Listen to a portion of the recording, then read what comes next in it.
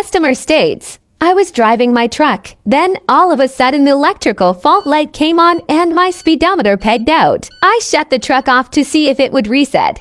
But now my truck will not even crank. Help. Mechanic says, Come over here. Let me show you what I found wrong with this truck. Got the J-Pro fired up and ready to go. Did a full truck scan. There we can see the TCM's not being detected by J-Pro. And that's what the fault codes are trying to tell us. The modules are trying to tell us that the TCM doesn't want to talk to them. And looking at the bus statistics, there we can see all the modules are communicating and the TCM is nowhere to be found.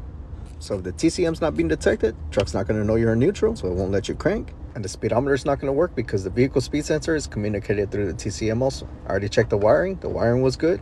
TCM is just simply bad. Got it replaced, got it programmed. There we can see J-Pro's detecting the TCM. And check it out. Now it's communicating on the J1939 data link with the rest of the modules. They're all getting along. But does it crank and start? Yes, sir. You know it does. If not already does, I'm sure you like and follow me for more tips.